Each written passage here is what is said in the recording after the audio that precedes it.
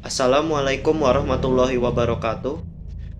Perkenalkan, nama saya Muhammad Rafli Islamiansyah dari jurusan Sosiologi 1B Angkatan 23. Pada kesempatan kali ini, saya akan memaparkan materi-materi dalam mata kuliah Bahasa Indonesia. Materi pertama, saya akan memaparkan materi dengan judul Fungsi dan Ragam Bahasa Indonesia. Menurut Undang-Undang Republik Indonesia Nomor 20 Tahun 2003 tentang Pendidikan Nasional Pasal 37 Ayat 2, di mana perguruan tinggi diwajibkan menyelenggarakan mata kuliah pengembangan kepribadian. Hal ini berdasarkan Undang-Undang Dasar 1945 Bab 15 Pasal 36, yang berbunyi bahasa negara kita adalah bahasa Indonesia. Dan juga menurut Sumpah Pemuda 1928 yang berbunyi, kami putra dan putri Indonesia menjunjung bahasa persatuan, yaitu bahasa Indonesia. Fungsi bahasa. Fungsi bahasa terbagi menjadi 4. Yang pertama, alat berkomunikasi. Ini dibagi lagi yaitu alat untuk berpikir. Yang kedua, alat mengekspresikan diri. Yang ketiga, alat berintegrasi dan beradaptasi sosial. Dan yang keempat, alat kontrol sosial. Fungsi bahasa Indonesia itu sendiri yaitu bahasa nasional dan juga bahasa negara. Ragam bahasa. Variasi bahasa yang terjadi karena pemakaian bahasa. Ragam bahasa ini terbagi menjadi 2, berdasarkan cara berkomunikasi, yaitu ada ragam lisan, ragam tulis, dan berdasarkan situasi pemakaian, yaitu ragam formal, ragam semi-formal, dan ragam non-formal. Keunggulan dan kelemahan berkomunikasi lisan dan tulis. Cara berkomunikasi secara lisan, contoh kegiatan, berbicara, berpidato, berdiskusi, dan berdebat.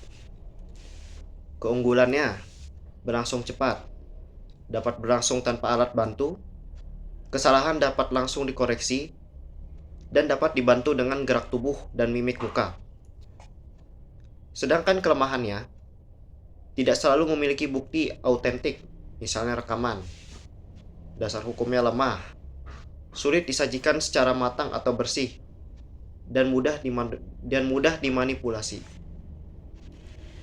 Sedangkan secara tulis, contoh kegiatannya ada menulis surat, menulis laporan, menulis artikel, dan menulis makalah. Keunggulannya yaitu mempunyai bukti autentik berupa tulisan, dasar hukumnya yang kuat, dapat disajikan lebih matang atau bersih, dan lebih sulit dimanipulasi.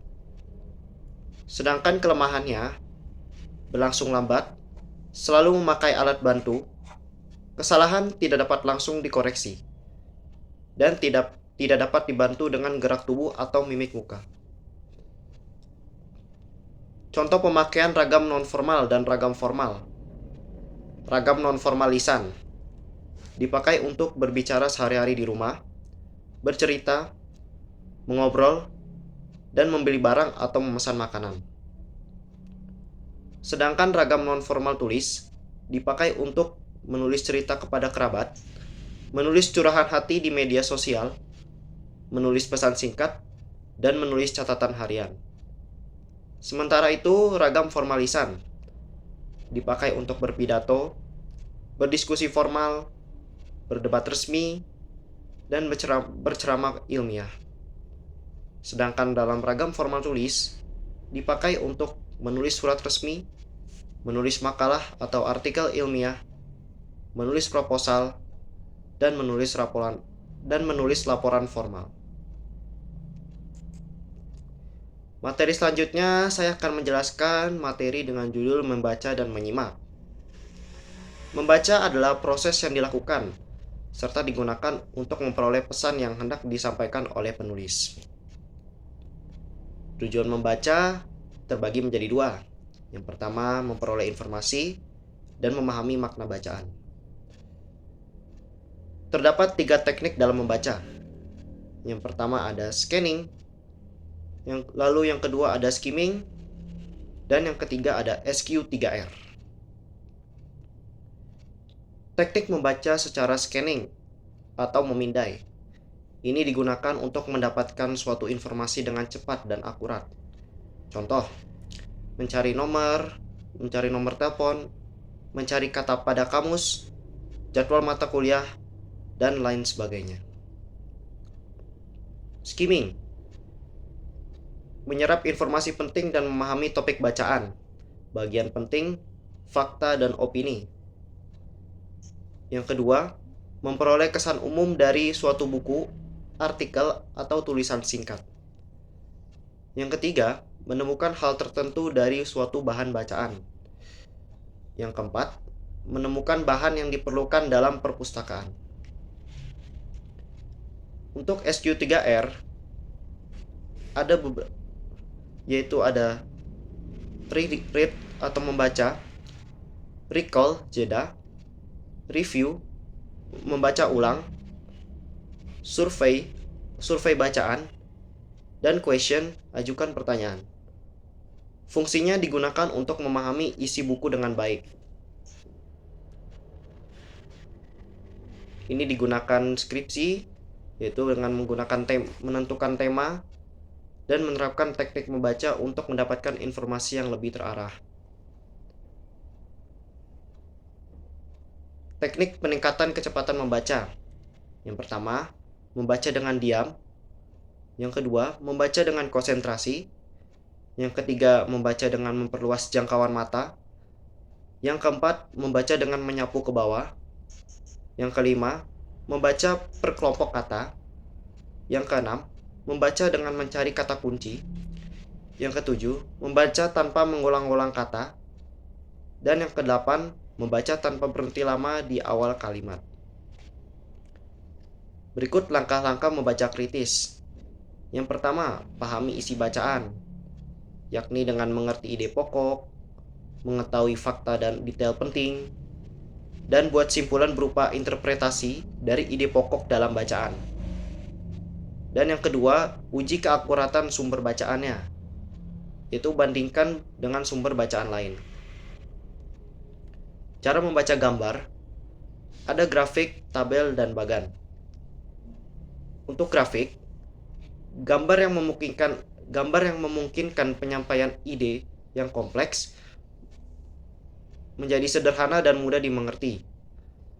Langkahnya, membaca judul, mencermati simbol, garis, angka, warna, dan memahami isi dengan cara menghubungkan simbol dengan judul. Untuk tabel, daftar berisi ikhtisar sejumlah data informasi, baik berupa kata-kata atau bilangan yang tersusun dan memiliki garis batas. Langkahnya, membaca judul, memperhatikan informasi pada setiap kolom. Dan bagan, alat peraga tanpa keterangan jumlah untuk menyajikan data agar mempermudah penafsiran. Langkahnya, membaca judul dan memahami informasi dalam bagan. Sedangkan untuk menyimak adalah memperhatikan dengan saksama apa yang diucapkan oleh penutur untuk mendapatkan suatu informasi. Tingkatan menyimak terbagi menjadi 4. Yang pertama, mendengar. Yang kedua, menginterpretasi. Yang ketiga, mengevaluasi. Dan yang keempat, memberi reaksi. Terdapat tantangan dalam menyimak. Pertama, perhatian yang terbagi. Kedua, ada gangguan. Ketiga, tidak mengindahkan pesan. Keempat, penilaian yang terburu-buru. Dan yang keempat, kurangnya dalam pendengaran. Berikut cara menjadi pendengar yang aktif. Pertama, memiliki tujuan yang jelas dalam menyimak atau motivasi.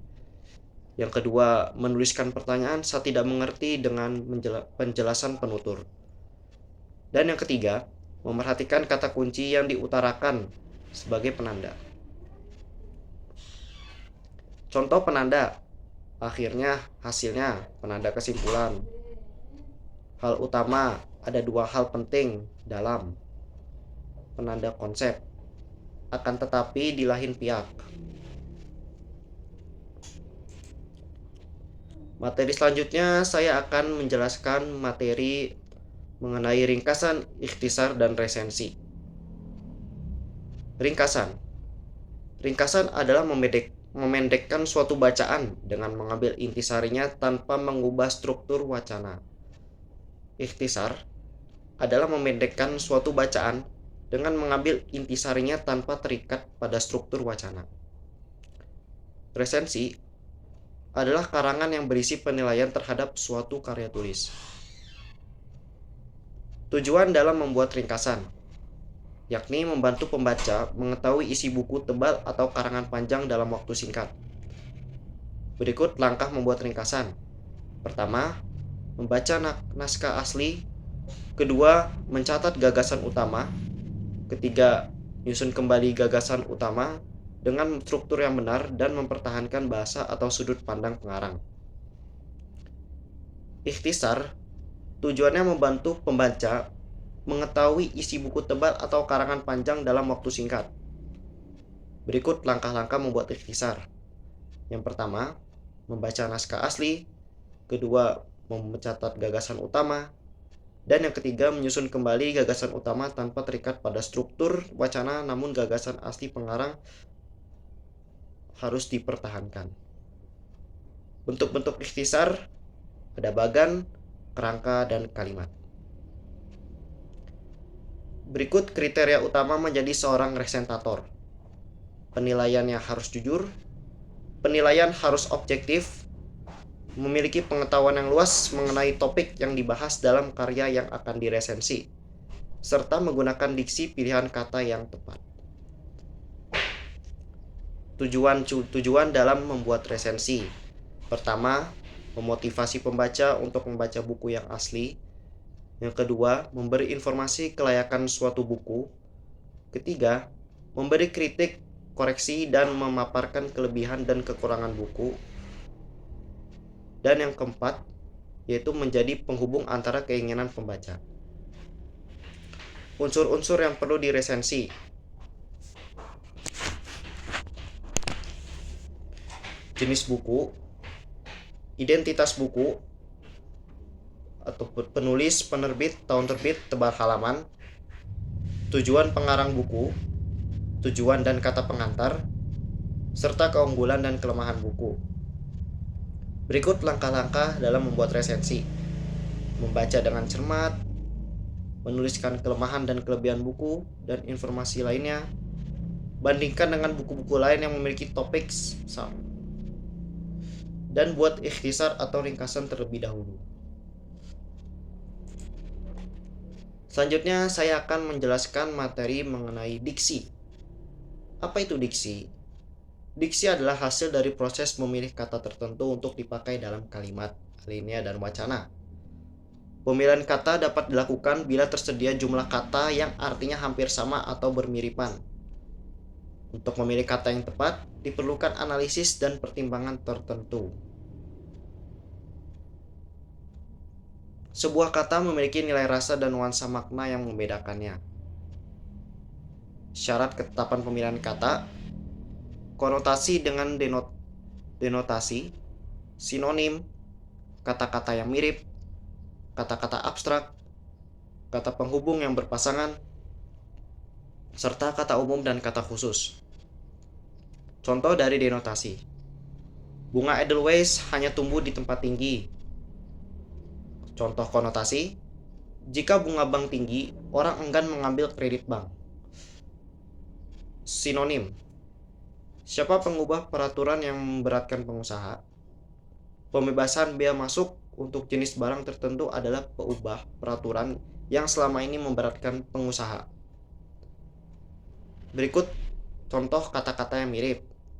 Intensif dengan insentif, karton dengan kartun, korporasi dengan koperasi, dan interferensi dengan inferensi. Kata-kata abstrak, keadilan, kebahagiaan, kebijakan, dan kebijaksanaan. Berikut pasangan yang salah, antara dengan, pasangan yang benar, antara dan, tidak melainkan, tidak tetapi, baik ataupun, baik maupun, bukan tetapi, bukan melainkan. Berikut contoh kalimat yang salah. Antara hak dengan kewajiban pegawai haruslah berimbang. Korban PHK itu tidak menuntut bonus, melainkan pesangon. Baik dosen ataupun mahasiswa ikut memperjuangkan reformasi. Bukan aku yang tidak mau, tetapi dia yang tidak suka. Berikut contoh kalimat yang benar. Antara hak dan kewajiban pegawai haruslah berimbang. Korban PHK itu tidak menuntut bonus, tetapi pesangon. Baik dosen maupun mahasiswa ikut memperjuangkan reformasi. Bukan aku yang tidak mau, melainkan dia yang tidak suka. Berikut contoh kata-kata umum dan khusus. Melihat, melotot, membelalak, melirik, mengerling, mengintai, mengintip, memandang, menatap, memperhatikan, mengawasi, mengamati, menonton, dan meneropong. Gaya bahasa terdapat majas, cara penutur menyampaikan maksudnya, dan dapat menimbulkan kesan tertentu bagi mitra tuturnya. Faktor yang mempengaruhi tampilan bahasa dalam berkomunikasi. Dari cara dan media komunikasi, yang pertama lisan atau tulisan, yang kedua langsung atau tidak langsung, dan yang ketiga media cetak atau elektronik. Dalam bidang ilmu, yang pertama filsafat, sastra hukum, dan yang kedua kedokteran, agama, MIPA, dan lain-lain. Situasi, formal, semi-formal, dan non-formal. Khalayak, umur, jenis kelamin, dan tingkat pendidikan status sosial. Tujuannya, membangkitkan emosi, humor, dan informasi. Idiom.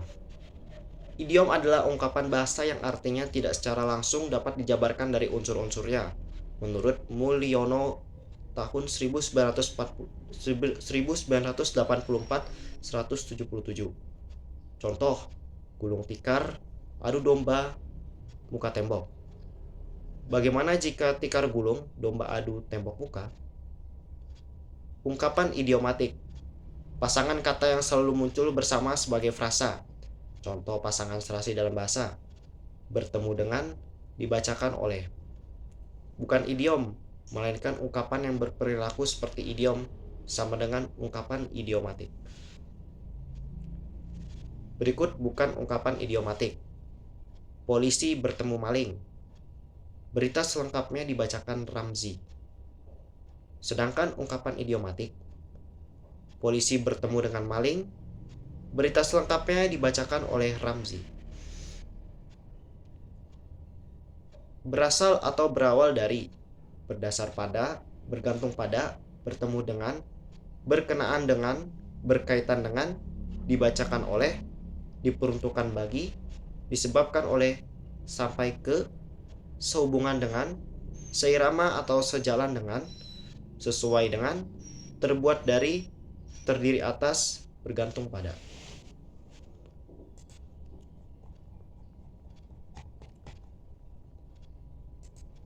Materi selanjutnya, saya akan menjelaskan materi karya ilmiah. Jadi, fungsi karya ilmiah terbagi menjadi 4. Yang pertama, sebagai sarana mengembangkan ilmu pengetahuan, teknologi, dan seni. Yang kedua, penjelasan, menjelaskan suatu hal yang belum diketahui, tidak jelas, atau tidak pasti. Ramalan, membantu mengantisipasi kemungkinan-kemungkinan yang akan terjadi pada masa yang akan datang. Dan kontrol, mengontrol, mengawasi, dan mengoreksi benar tidaknya suatu pernyataan. Berikut sifat-sifat karya ilmiah. Jujur, bebas prasangka atau data manipulatif, objektif, prinsip analisis atau hubungan sebab akibat, dan formal, yakni gramatikal, logis, dan efektif.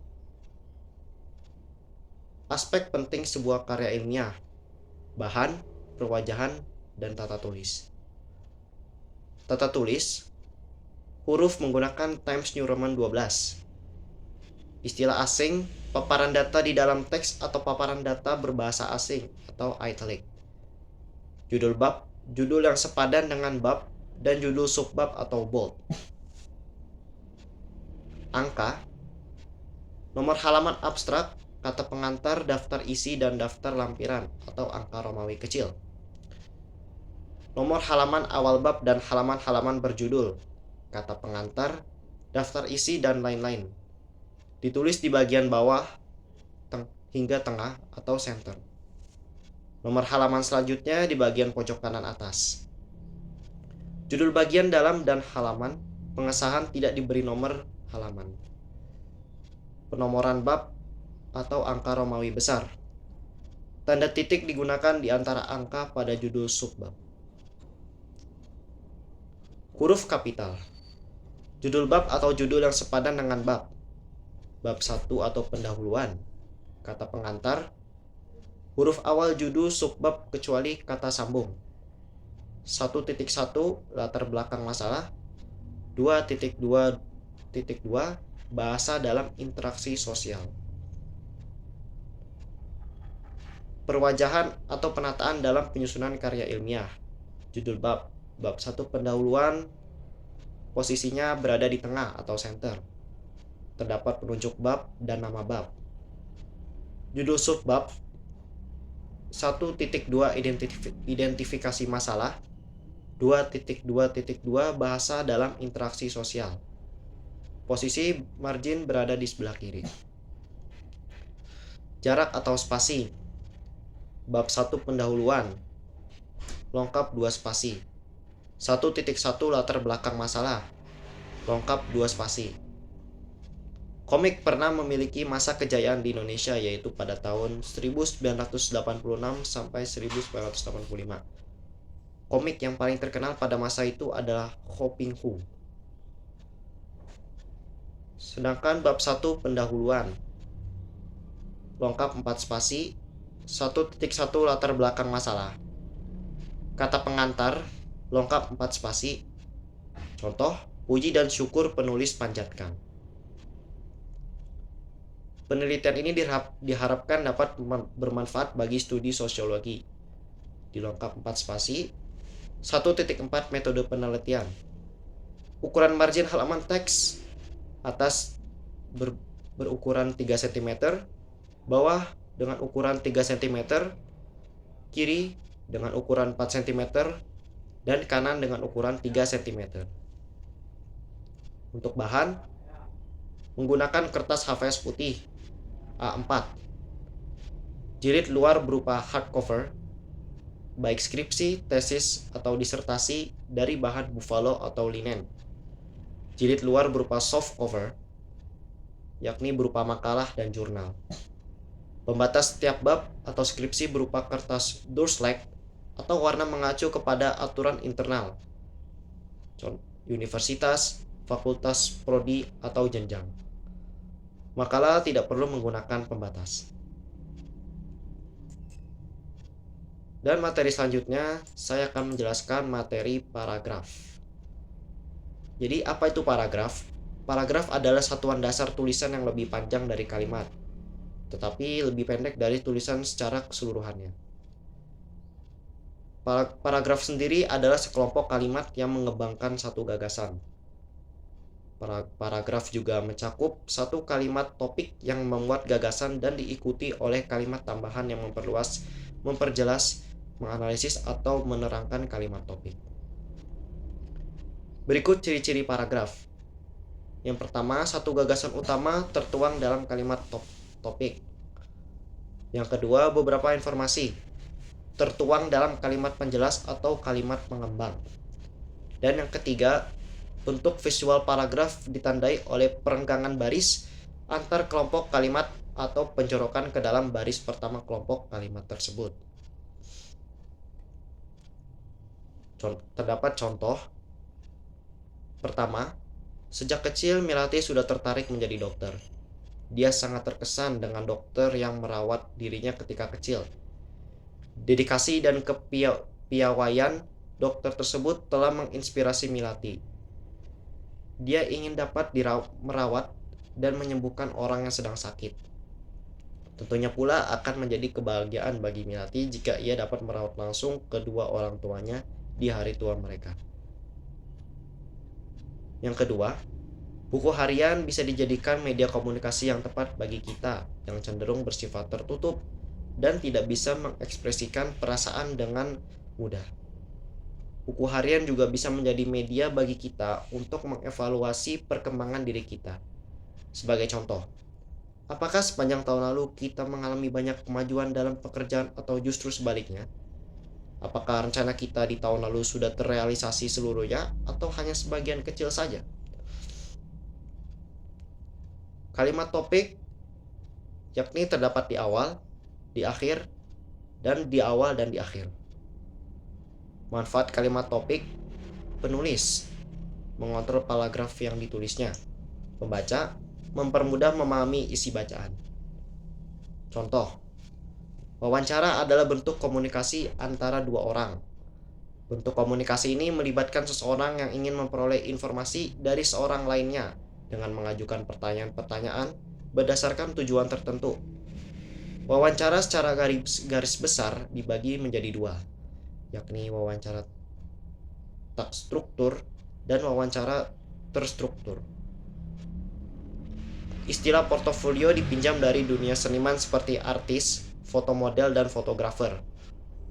Untuk mengetahui kesenimanan seorang pelukis, kita dapat menelusuri jumlah lukisan terjual, koleksi lukisan yang dibuat, jumlah pameran yang diikuti, kelengkapan studio, serta pemberitahuan media massa tentang pameran dan kefasihan mengomunikasikan karyanya secara verbal kepada orang lain.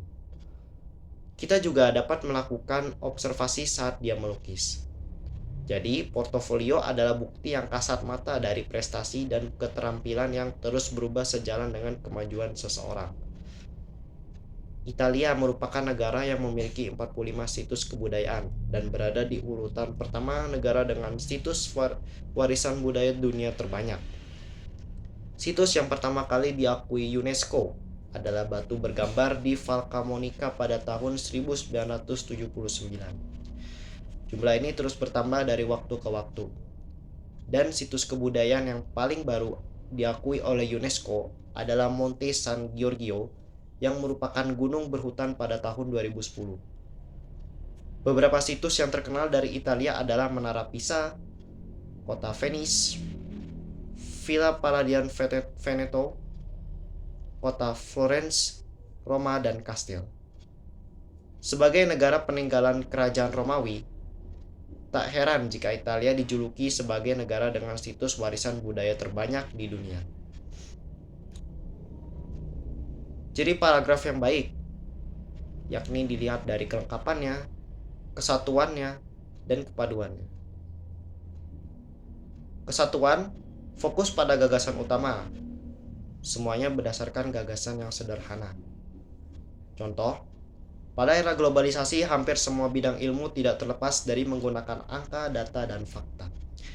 Metode statistika serta hasil analisis dan interpretasi data, baik secara kuantitatif maupun kualitatif, digunakan oleh para pakar pendidikan atau para eksekutif dalam menentukan kebijakan publik dan keputusan-keputusan yang diambil dalam ruang lingkup ilmu mereka. Hal ini menunjukkan bahwa pelajaran statistika sangat dibutuhkan dalam segala bidang. Dewasa ini, ilmu statistika juga telah digunakan dalam memprediksi kemenangan pihak tertentu dalam pemilu kada. Kepaduan dilihat dari kata kunci, kata ganti, dan kata transisi atau konjungsi. Kata kunci: membaca dan mempelajari sejarah tentu bermanfaat bagi kehidupan kita. Sejarah merupakan hasil manusia masa lalu dalam merespon kehidupannya, lingkungannya, dan sesamanya. Melalui sejarah, kita dapat melihat gerak yang dinamis yang terjadi di bumi dengan manusia sebagai penggeraknya. Sejarah dapat memberikan contoh atau teladan terhadap manusia generasi berikutnya dalam berpikir dan bertindak. Kata ganti, Mesut Ozil resmi berganti seragam setelah tim Arsenal sukses merampungkan proses transfer Mesut Ozil dari Real Madrid. Senin minggu lalu, bersama klub baru Mesut Ozil tersebut akan mengenakan seragam nomor 11 peninggalan Andre Santos. Mesut Ozil diboyong Arsenal dengan durasi kontrak 5 tahun hingga 30 Juni 2018. Untuk mendapatkan jasa Mesut Ozil, Arsenal diperkirakan harus merogoh kocek sebesar 47 juta euro atau sekitar 680 miliar rupiah. Mesut Ozil resmi berganti seragam setelah tim Arsenal sukses merampungkan proses transfer gelandang asal Jerman itu dari Real Madrid Senin minggu lalu. Bersama klub barunya tersebut, pemain terbaik Real Madrid setelah CR7 itu akan mengenakan seragam nomor 11 peninggalan Andre Santos. Ia diboyong Arsenal dengan durasi kontrak 5 tahun hingga 30 Juni 2018. Untuk mendapatkan jasa pemain berusia 24 tahun itu, Arsenal diperkirakan harus merogoh kocek sebesar 47 juta euro atau sekitar 680 miliar rupiah. Sedangkan kata transisi atau konjungsi, anak-anak yang kekurangan yodium saat dalam kandungan ibunya akan mengalami masalah dalam literasi, khususnya dalam mengeja kata. Walaupun demikian, kekurangan unsur kimiawi itu tidak berdampak pada kemampuan matematika anak-anak. Anak-anak yang kekurangan yodium saat dalam kandungan ibunya akan mengalami masalah dalam literasi, khususnya dalam mengeja kata. Akan tetapi, kekurangan unsur kimia itu tidak berdampak pada kemampuan matematika pada anak-anak. Anak-anak yang kekurangan yodium saat dalam kandungan ibunya akan mengalami masalah dalam literasi, khususnya dalam mengeja kata. Bahkan, kekurangan unsur kimiawi itu tidak berdampak pada kemampuan matematika anak-anak. Ya, itu sekian dari saya mengenai pemaparan materi dalam mata kuliah Bahasa Indonesia.